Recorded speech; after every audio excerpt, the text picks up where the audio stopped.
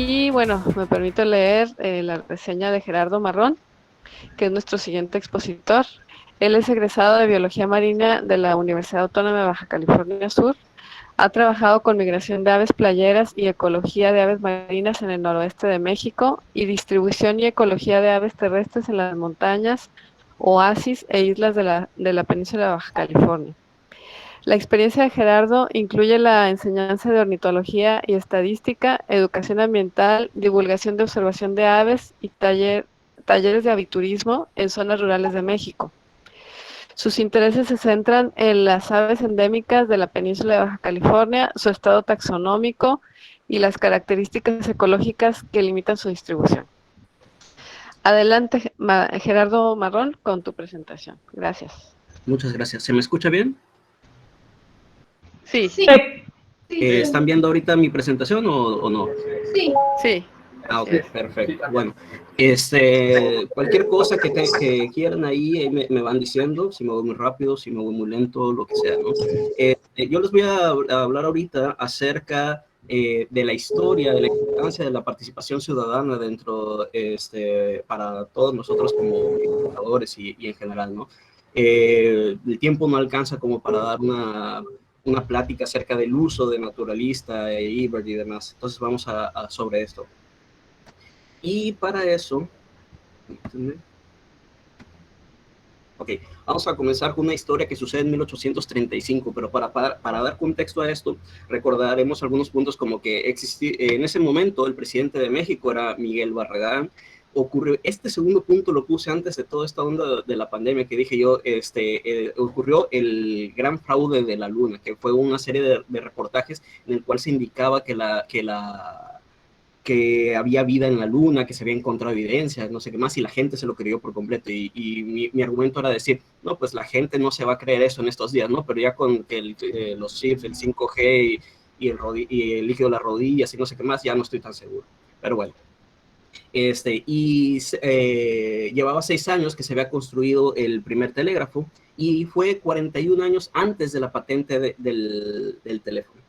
Es decir, digamos, estamos muy lejos de lo que tecnológicamente estamos en este momento. Sin embargo, en ese entonces, esta persona llevó a cabo un experimento que fue crucial por muchos motivos, pero sobre todo sorprende por el gran alcance que tuvo. Tomó 650 estaciones a lo largo del mundo para hacer la medición de mareas de día y noche por 2 semanas de junio. Esto ayudó a evaluar el régimen de mareas en todo el mundo. Entonces, este mapa que se encuentra aquí abajo, que pueden ver, se generó a partir de eso. Eso obviamente tuvo muchas repercusiones. Estamos hablando de, eso era en inglés, la Inglaterra de 1800, en el cual para ellos el mar y la navegación eran muy importantes. Entonces, el conocimiento de esto no solamente ayudaba a las navegaciones, al comercio, a la milicia, sino que para la misma seguridad dentro de los puertos. Eso le dio el acceso a la medalla de la reina, una medallita que algunas personas pequeñas como Darwin ganó un par de veces, ¿no? Entonces, de ese nivel de repercusión estamos hablando. En este caso ponía también aquí una ficha de ajedrez La Reina, que se leía en algún momento que por qué tenía tanto poder la reina es que representa al pueblo. Y justamente ese es el poder que tiene la ciencia ciudadana y ahorita vamos a hablar de eso. Esta persona en 1835 no pudo haber obtenido todos esos datos por sí mismo. ¿Qué fue lo que hizo? Mandó cartas a personas en varias partes del mundo y pudo a través de ello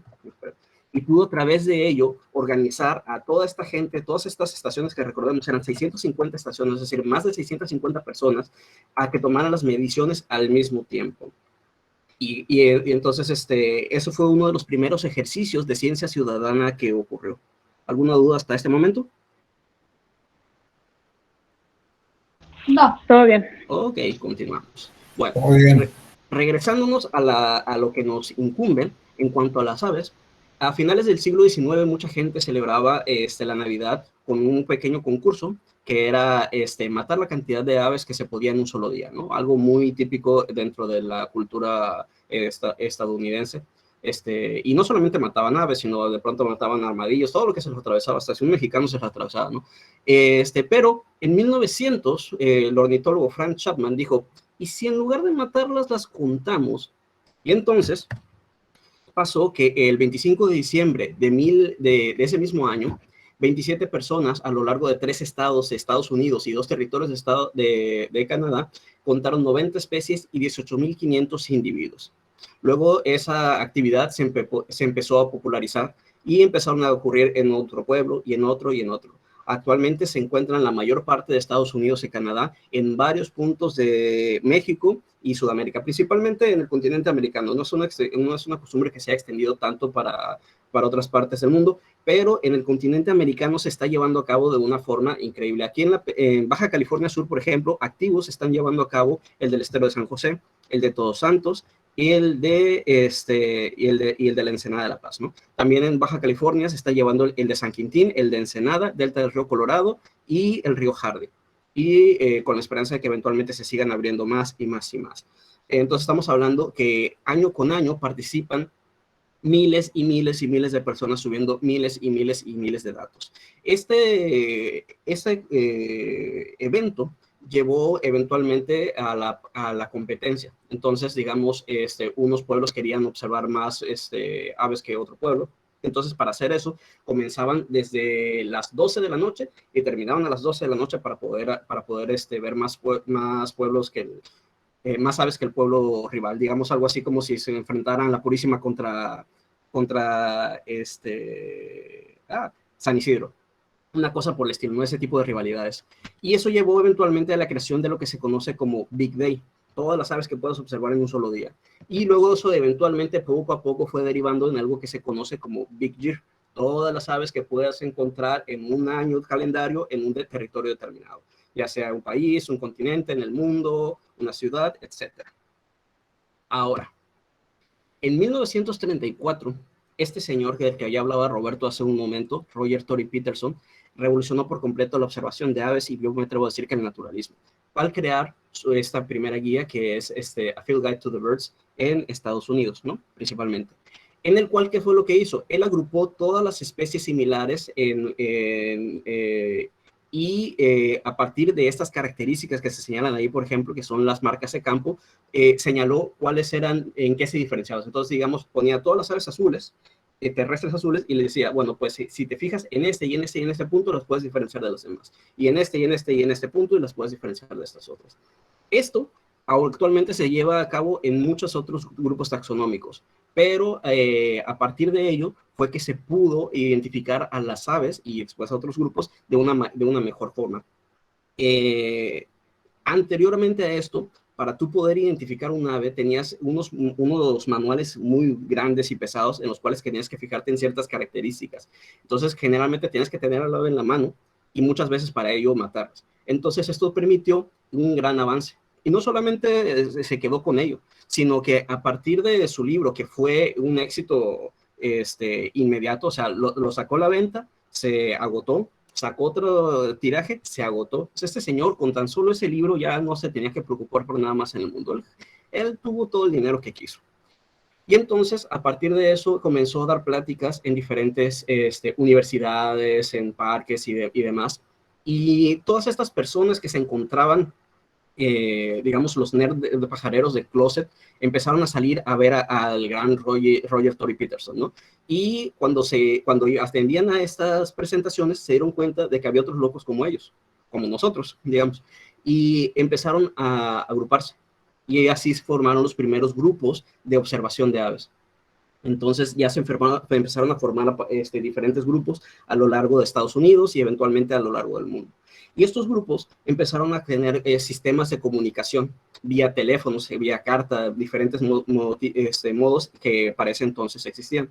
Eso eventualmente conllevó algunos sistemas de alerta. Por ejemplo, tú ibas a una zona, observabas un ave rara y la reportabas para que si otra persona anduviera por la zona o estaba interesada en esa ave, pudiera acceder a ello.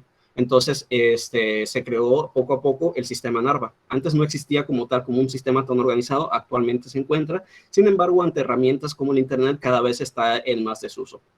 Este sistema de aves raras, North American Rare Breed Alert, necesita una membresía.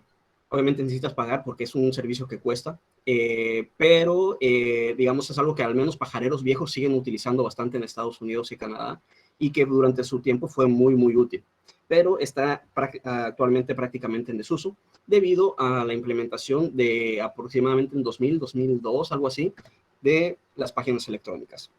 Crea Cornell eBird en los 2000, 2001, algo así, y después eventualmente surge la plataforma iNaturalist, de la mano de Conavio en México, que fue uno de los primeros socios de eBird en el mundo, y por eso en México tiene su propio nombre, que es Haber Aves.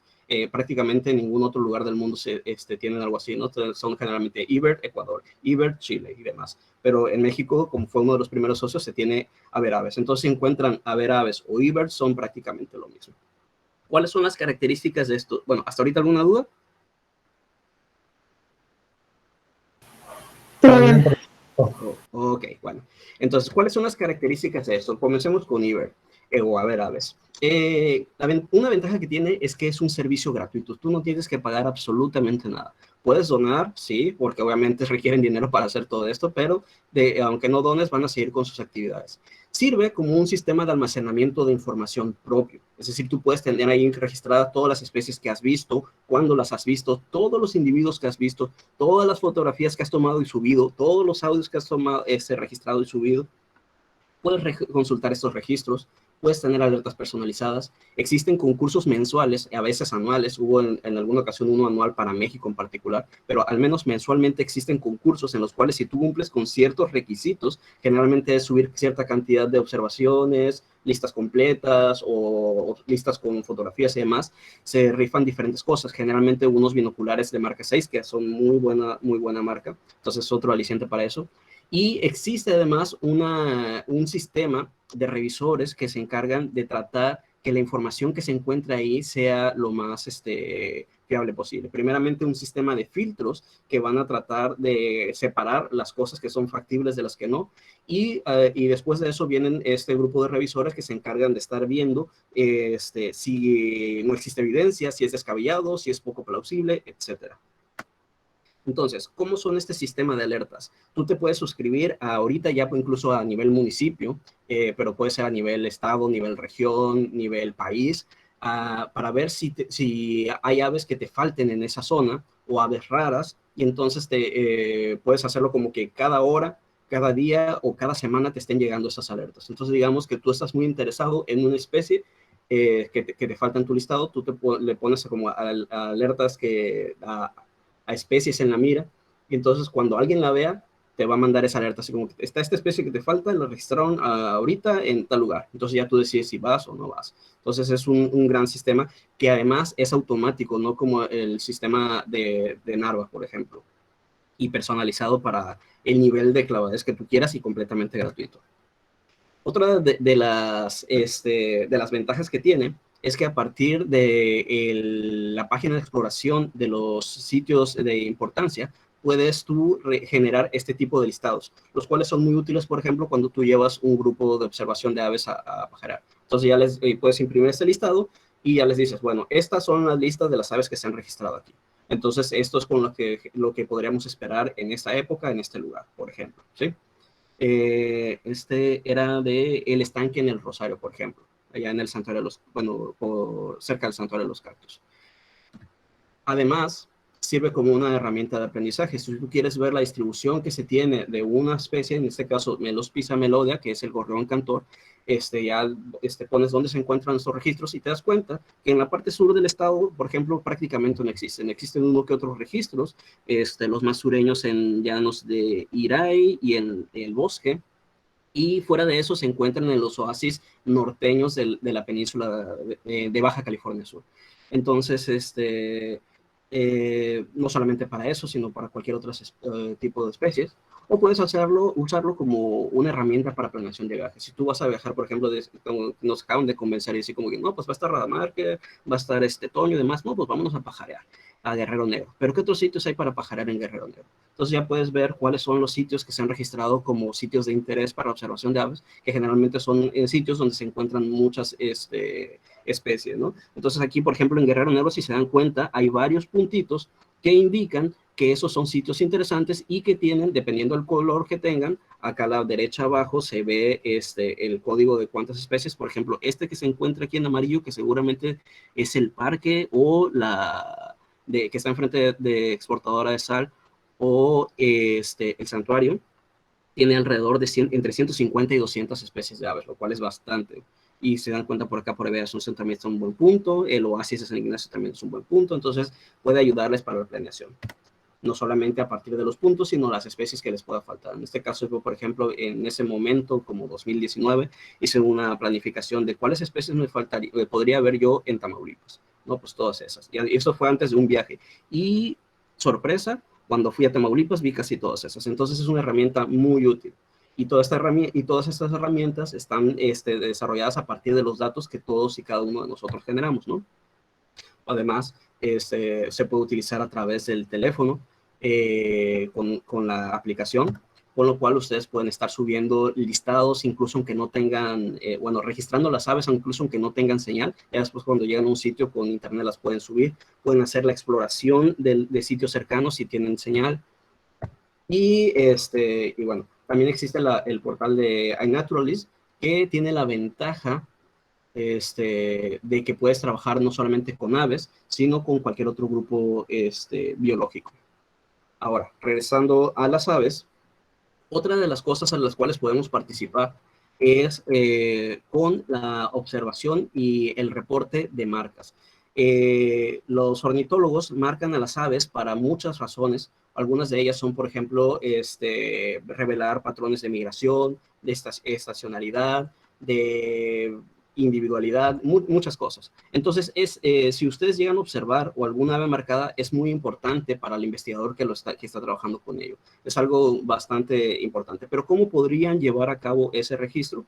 Es relativamente sencillo. Existe una página que es el Banded Bear Encounter Reporting, que registra a los investigadores que están trabajando en México, Estados Unidos y Canadá. En México está un poco deficiente, pero Canadá y Estados Unidos es mayor, en el cual ustedes pueden, cuando son investigadores, se dan de alta ahí, y ya si alguien observa una vez de las que ustedes marcaron, ellos te dan el reporte, ¿no? Entonces, como investigadores es algo bastante útil, sobre todo, por ejemplo, en Estados Unidos, que se lleva a cabo mucho la cacería. Seguido cazan individuos que tienen marcas, entonces lo reportan y ya los investigadores obtienen esa información. Por ejemplo, este individuo que se encuentra aquí en la fotografía es una foto que tomé de un charrán del Caspio en las lagunas de Asociación, no recuerdo ahorita qué año, y lo mandé. Y entonces me mandaron un pequeño certificado de apreciación, la verdad que a mí me dio mucha ilusión el que me lo mandaran, y me dijeron, bueno, fue anillado el 26 de junio de 2014. Y ese mismo año, yo lo encontré en las lagunas de oxidación. Entonces, ese mismo año nació y desde Walla Walla, Washington, llegó a las lagunas de oxidación en La Paz. Entonces, algo que para el investigador que estuvo trabajando con ello es muy útil y para mí me resultó muy gratificante y muy interesante conocer. Y esto es algo que todos podemos realizar si tenemos la suficiente evidencia, es decir, número de anillos que tiene, en qué pata se encuentra, si tiene algún código de números o letras, etc.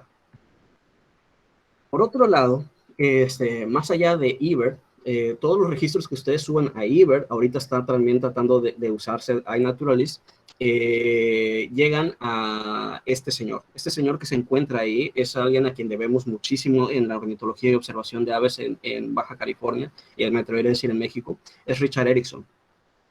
Mucha gente lo conoce dentro del círculo de observación de aves y directamente le dan las observaciones raras a él, pero de todos modos, aunque no, él se ha encargado de hacer una búsqueda exhaustiva de organismos en museos, en literatura, sus mismas observaciones, que lleva ya varias decenas de años explorando la península de Baja California, más que muchos de nosotros, y gracias a ello ha podido crear uno de los listados más exhaustivos que existen en México, que es los listados. Ahorita ya estamos por la tercera edición de la península de Baja California, el estado de Baja California y Baja California Sur.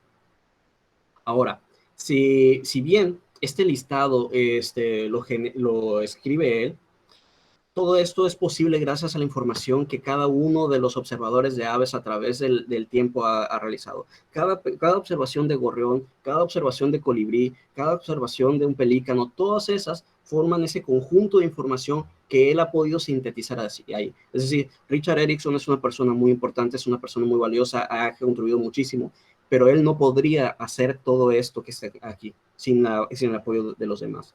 Y de la misma forma, ningún ornitólogo podría, ni Roberto, ni Víctor, ni Ricardo Rodríguez Estrella, nadie podría trabajar solo. Todos necesitamos de colaboradores. Y mientras más gente colaborando exista, más información va a haber. ¿Qué otras formas existen de participar? Por ejemplo, conozco que varias de las personas que están atendiendo a la presentación se encuentran dentro del programa de aves urbanas. Sé que también algunos de ellos han participado en los conteos navideños de Audubon, y existen otras como de North American Breeding Bird Survey. Toda esta información que se ha generado durante años, porque los conteos navideños y los conteos reproductivos llevan muchísimos años, ha permitido la generación de información muy, muy útil. ¿Qué tan útil? Pues, por ejemplo, en eBird tenemos mapas de distribución actualizados. Si ustedes encuentran las guías, van a tener unos mapas de distribución, pero esos son los que se crearon cuando el autor estaba recopilando esa información. Cada día van modificándose. Y por ejemplo, es un mapa de distribución de Cetophaga coronata mucho más actualizado de lo que van a encontrar en cualquier otra guía. Y esto es a través de datos en eBird. Es decir, lo que todos y cada uno sube, ya puedes darte cuenta dónde están las zonas de mayor densidad, dónde están las zonas de invernación y demás. Y no solamente eso, sino que, díganme si se observa el video.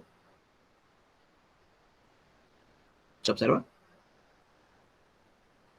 Sí. Okay. Sí, se ve.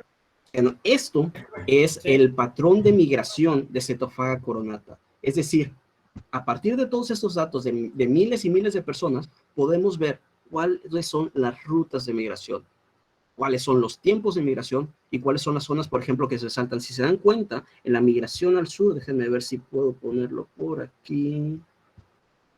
A ver, más para acá, un poco más. Ahí va por ahí. Si se dan cuenta, en la península Baja California viene bajando y se salta varias zonas y llega directamente a la región del Cabo. Eso es una información que se desconocía. Y gracias a esto, gracias al dato de miles y miles de personas observando aves durante montones de años y registrándolo, es algo que ahora conocemos. Y cada vez estamos acercándonos a un conocimiento más profundo de las aves gracias a cada uno de estos. Porque cada uno de esos píxeles que hay son cientos de registros. Entonces, gracias a toda esta gente es que se obtiene esa información. Y no solamente eso, sino, por ejemplo, a través de los conteos de Christmas Count, la abundancia de los carpinteros en Estados Unidos. O trabajo acerca de patos a partir de los conteos navideños también. O cambios en las poblaciones de aves terrestres en bosques boreales, también a partir de los conteos navideños. En resumen, como dice la película del planeta de los simios, juntos, solos somos débiles, pero juntos somos fuertes. ¿Alguna duda? No. Ok. Yo tengo una duda. En cuestión estadística, estos datos, evidentemente en Estados Unidos, en Canadá hay mucho más observadores que en México o en Sudamérica. Y obviamente eso va a generar mucho más registro en estos sitios. Entonces, no sé cómo se maneja eso en cuestión estadística cuando hablamos de la distribución de las especies registradas por aquí. Obviamente no existe la misma cantidad de información en Estados Unidos que en México, ¿no? Pero incluso con la poca información que contamos en México, hay un mayor conocimiento en la actualidad de lo que teníamos. Es decir, aunque sea poca la información, sigue siendo lo suficientemente sustanciosa en algunos casos como para dar algunas pistas. Y a grandes rasgos, si bien no podemos hablar de de que tengamos la certeza de algo, sí podemos hablar acerca de patrones. ¿Sí? A grandes rasgos, por ejemplo, podemos ver si existe cambios en la abundancia de invernación de algún grupo abundante en México. Por ejemplo, sería muy fácil trabajar con especies muy comunes como Cetophaga coronata, de lo cual sí hay muchos registros en México. Entonces, si bien hace falta información, ya se cuenta con la suficiente como para empezar. Y nuevamente, sí, falta información, pero para eso tenemos que estar haciendo este tipo de actividades que vamos a realizar, por ejemplo, mañana. Y que no se quede ahí, sino en reportarlo para que toda esta información se encuentre disponible y poco a poco ir acumulando para llegar a lo que tiene Estados Unidos, incluso, ¿por qué no más?